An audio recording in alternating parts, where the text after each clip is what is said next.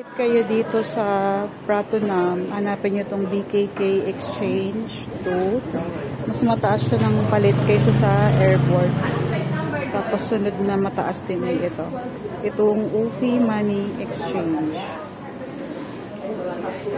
Guys, tingnan nyo, nire-recommend ko talaga na dun kayo magpalit kung halimbawa pupunta din lang naman kayo sa Pratunam area.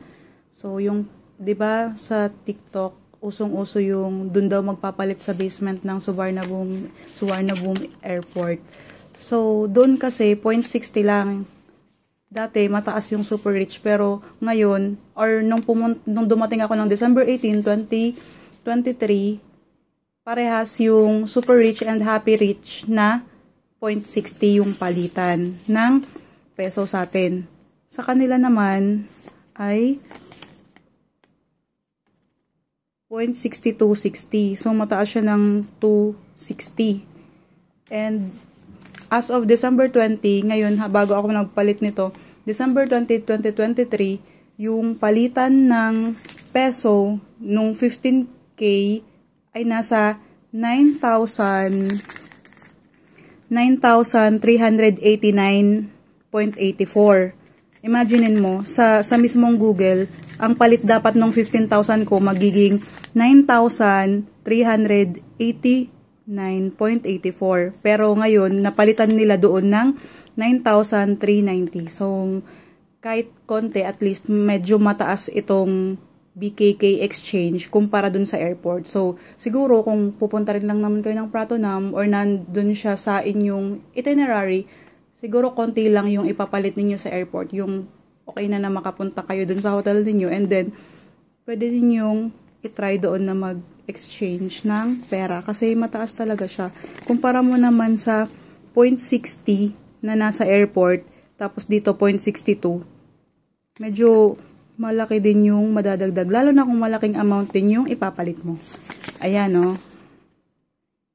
BKK Exchange 2. Chinek ko ulit yung nasa Google pala kanina na in-screenshot ko. 9,389.03 pala, hindi 0.84. So, ito yung palit niya sa internet ng 15,000 pesos. At ito naman yung mismong naipalit ko dyan sa BKK Exchange 2. Dito sa Pratunam area. Tingnan nyo, kahit pa paano mataas siya. Kasi may narinig ako nung dumating ako na 30,000 yung ipapalit nila. So, sayang din naman.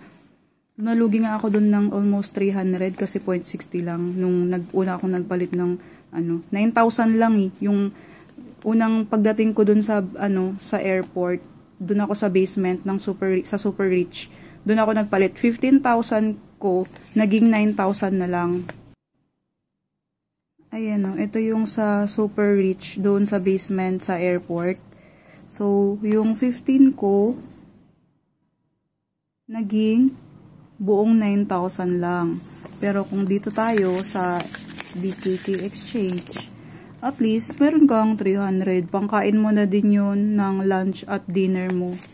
Diba? O what more kung 30,000 pa yung i-exchange mo. Yun lang. Sana makatulong sa inyo.